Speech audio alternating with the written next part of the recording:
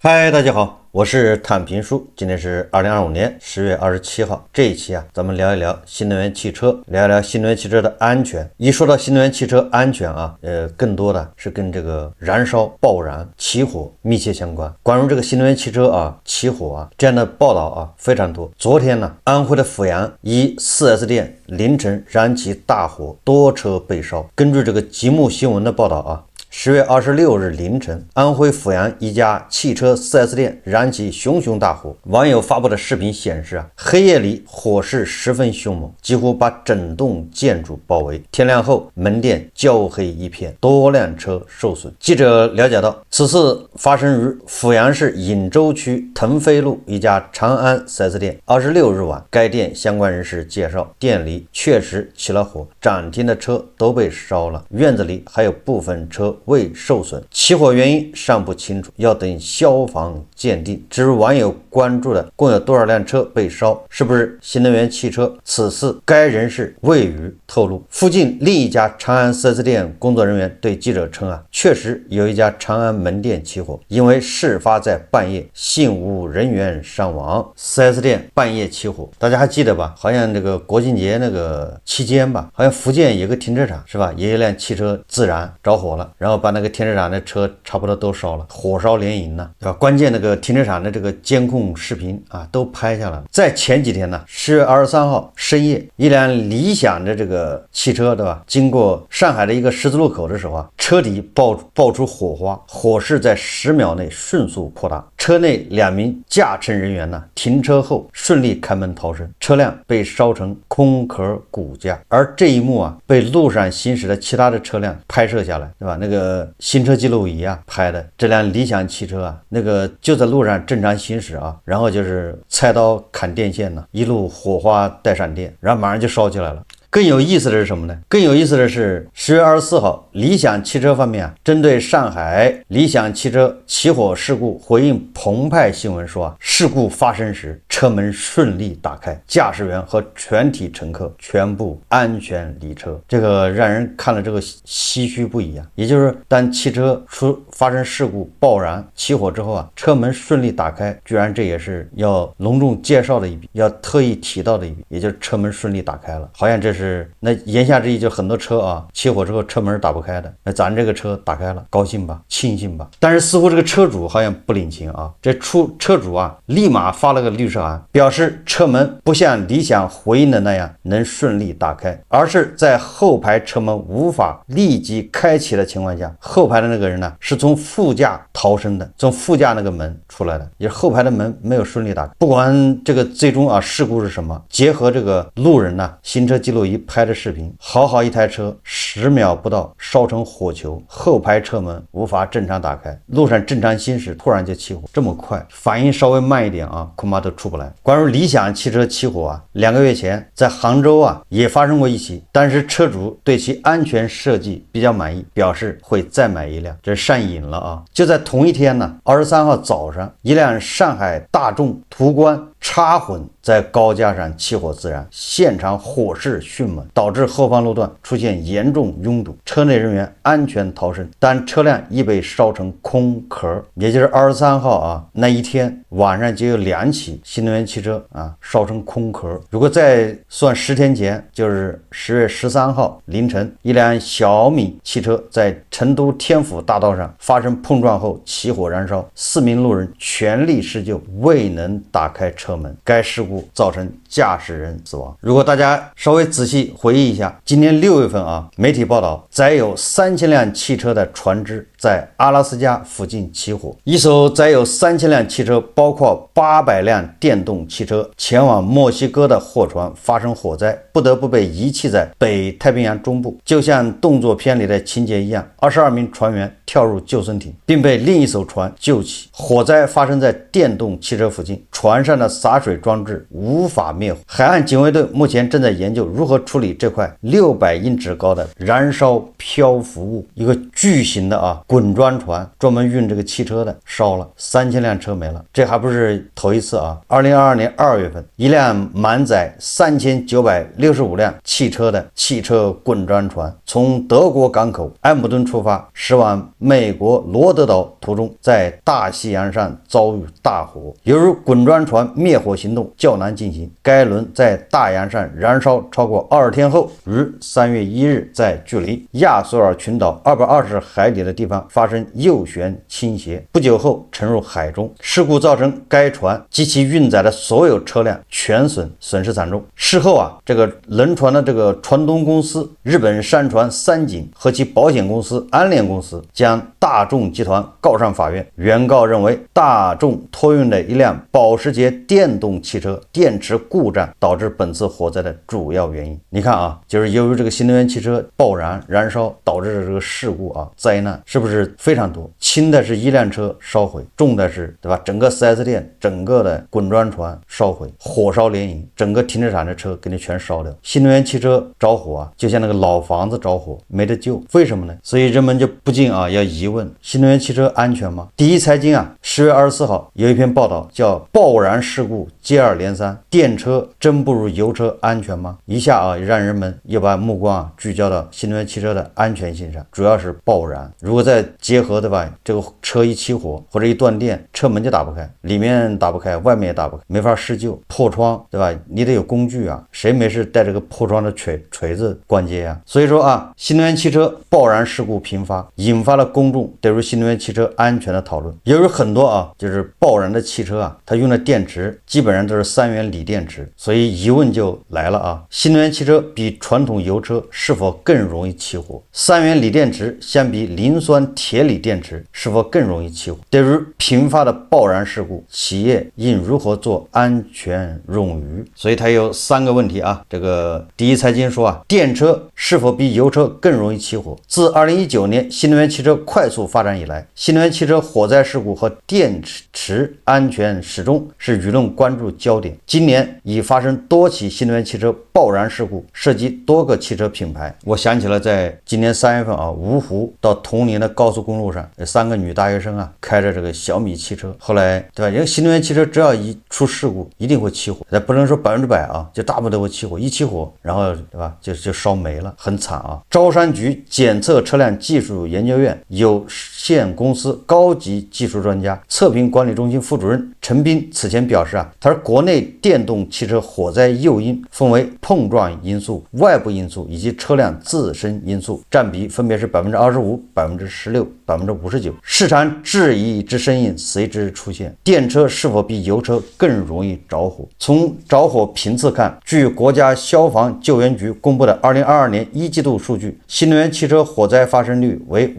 万分之2.88，燃油车火灾发生率为万分之2，新能源汽车火灾发生概率与传统燃油车相差不大。国家市场监督管理总局缺陷产品召回技术中心相关专家表示，2018年1月至2024年11月，共收到企业报告的能源汽车火灾事故1730余例。截至2024年6月，新能源汽车共召回305次，涉及车辆462万辆，其中涉及动力电池可能导致火灾风险共计65次，涉及车辆44万辆。但从火灾强度来看，中国科学技术大学教授孙金华认为，新能源汽车一旦着火，火灾强度要远强于传统燃油车。这个新能源汽车这着火根本没得救啊，怎么救啊？大家看过吧？那个救援车啊，拖着新能源汽车，那新能源汽车那都是火花带闪电，对吧？没法灭。中国汽车工程学会秘书长助理、国际战略院副院长郑亚丽在会议上表示随着材料体系的持续迭代，动力电池能量密度已提升至每公斤300Wh， 在高温环境下的热失控等安全风险仍较为突出，且动力电池单体能量密度越高，一旦发生热失控，释放的能量也越高。中国汽车工程研究院一项实验数据显示，一辆新能源汽车热释放速率峰值可达11.6，燃烧释放气体成分包括二氧化碳、一氧化碳等具有毒性及爆炸性危害的多种气体。起火约12分钟时，乘员舱内烟雾浓度达到268 ppm； 起火20分钟时，乘员舱内主要为一氧化碳，前排浓度最高达到14919 ppm， 对人体产生危害。中国汽车工程研究院相关人士表示上述电池热失控实验中，新能源汽车从大量冒黑烟到剧烈着火间隔仅1秒，真实事故下人员无反应时间。什么意思呢？也就是你最好祈祷那个车不要起火，一旦起火那时间特别短。这个很多视频对吧显示，就那个上海那个理想汽车从那个冒火花到整个燃起大火，真的没有几秒钟非常快。你反应稍微慢一点，你根本就出不来。油车起火据我所知它基本上都是老化，因为它的那个线路或者是它那个车上有很多橡胶那些制品对吧？它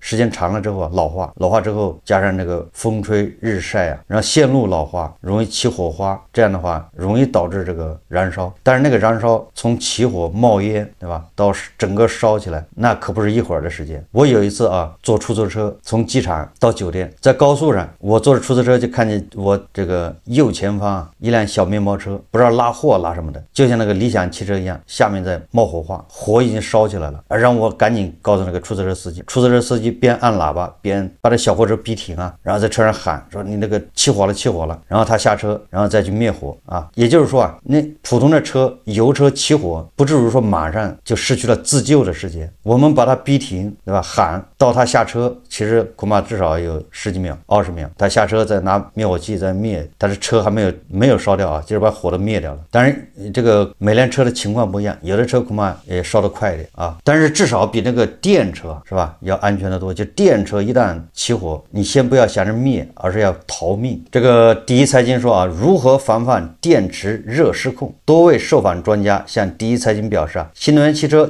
90%的火灾事故都与电池相关，尤其是电池热失控相关，比如由于碰撞起火导致电池隔膜破裂，从而引发电池热失控；由于电池能量过充或过放，锂离子析出造成电池热失控。现在主流的电池主要是磷酸铁锂电池和3元锂电池。从两种电池的安全性看，3元锂电池更容易发生热失控，且火焰更为猛烈，火灾的温度更高，就是大于1100度同时，随着3元锂电池当中镍含量增加，能量密度增加，热失控开始温度下降，着火的最高温度则上升。这个为什么是镍含量增加呢？这个3元锂电池它主要是3元，哪3元呢？镍、钴、锰。最早是由于这个镍它价格比那个钴要便宜。这么说吧，锰咱们国家不缺，镍和钴呢咱们都缺。镍要从印尼进口，一般的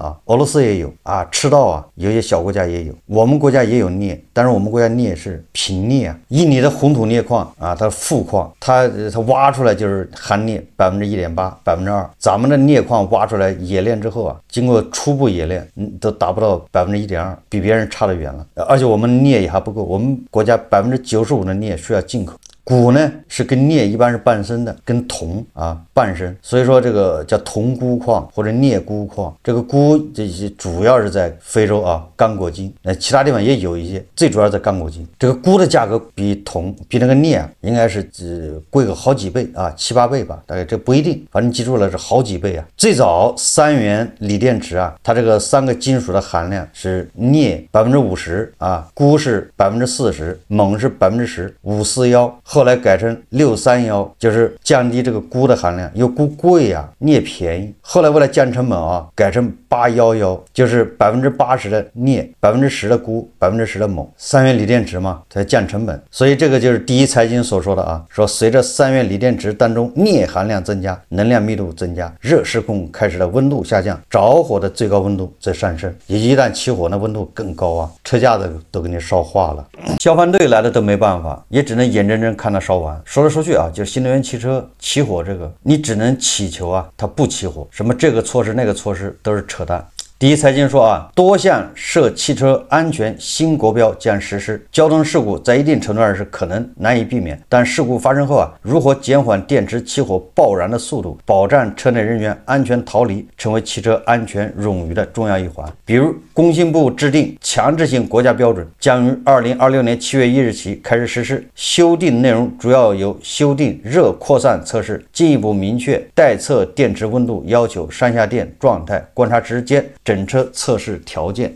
上述电池新国标修订了热扩散测试，对该测试技术要求此前着火爆炸前5分钟提供热事件报警信号，调整为不起火不爆炸，烟气不对成员造成伤害。新增底部撞击测试，底部就是那个电池啊，因为电池不就装在车底吗？底部撞击实际上就是电池直接遭受撞击，考察电池底部受到撞击后的防护能力。新增快充循环后安全测试，300次快充循环后进行外部短路测试，要求不起火不爆炸。上述还有这个汽车车门把手安全技术要求强制性国家标准及3项强制性国家标准修改单也于9月底公开征求意见。上述车门把手新国标要求，每个车门不包括尾门，应配置机械式车门外把手和车门内把手。在所指装置处所指状态时，发生不可逆约束装置展开或动力电池热事件事故后，非碰撞侧车门应能在不借助工具的情况下，通过机械式车门把手开启车门。如果汽车装备的是电动式车门门内把手，应同时配备机械式车门内把手。什么意思呢？说的好复杂是吧？就是如果那个车啊不是变形导致了门打不开，那么你的车门应该是很容易打开才对。很容易打开包括啊里面的人很容易就把它打开，不借助工具啊，也就是你那个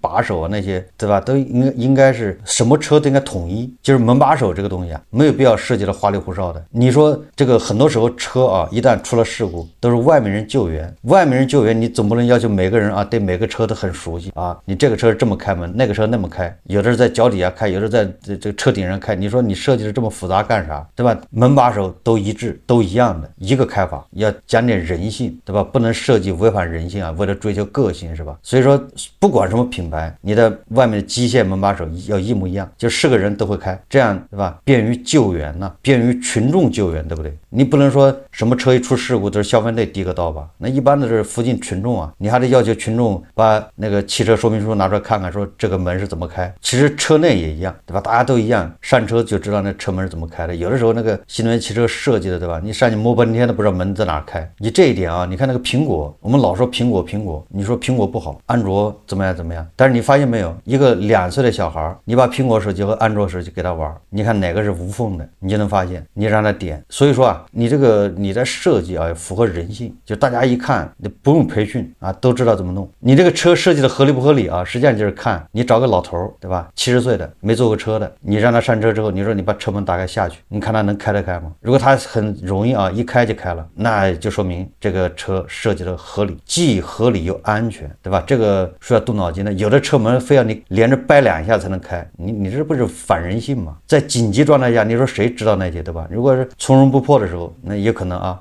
第一财经说啊，近几年新能源汽车发生了一些火灾情况，发生碰撞以后啊，动力电池包着火，车外的人员无法及时救援，发生了很多惨烈的交通事故。同济大学朱锡产近日表示，当相关的强制性国家标准已及时跟进出台，比如中国是第一个对汽车门把手制定强制性国家标准的国家。创新必然会带来一些新的未知安全风险，但是我们根据出现的风险，及时的出台新的国家标准来平衡、来约束此类风险。朱锡产称，今年已经陆续提升了汽车门把手的安全要求、动力电池的安全要求、组合辅助驾驶系统的安全要求。这些强制性国标的出台和修订，把创新的安全隐患控制在可控范围内。这个说法没错啊，任何创新都有未知风险，但是问题是你这些风险，你什么时候，对吧？就是你到什么地步、什么么程度你才能让它就是市场化，能让大众接受推向市场？也就是你不能把消费者当小白鼠使。如果你把消费者当小白鼠，那消费者最好的办法就是你不要把自己当小白鼠，对吧？那新能源汽车既然你电池问题解决不了，那最好的办法就不买啊，因为那个东西起火，一旦起火那就非常危险。我要等到你固态电池出来的吧，这个也就是不是那种随便就能起火，就是起火也有从容的逃生灭火时间。你不能把这个消费者，不能把这个驾驶员都培养成一个特警队员，对吧？反应迅速，1秒钟之内或者2秒钟之内就能解决问题。开车的都是普通人呢，甚至有的人还是有痴呆状，反应本来就慢。所以我也认为啊，你这很多新东西啊，本来就有很多未知的问题。那我们对吧？人家把你当小白鼠，那我们自己不要把自己当小白鼠。另外啊，说这个新能源汽车火灾发生率2%，燃油车火灾发生率2%，对这个数字啊，至少感官上不太像，对吧？跟大家的感官应该不符合吧？他的意思就是新能源汽车起火和那个油车起火差不多，恐怕大家都很难以接受这个观点啊，因为我们在路上看到的更多的都是新能源汽车着火，对吧？然后烧成铁架子，燃油车起火烧成架子的非常少，不是没有啊，我也遇见过好几次。那一般都是夏天比较多，然后呢，那车子恐怕车龄也比较长了。总之啊，对吧？我们的安全还得要我们自己来负责啊，我们是自己安全的第一责任人。好，这期节目咱们就聊到这里，感谢大家收看。如果喜欢我的节目，欢迎订阅转发，也可以在下方留言评论，谢谢大家。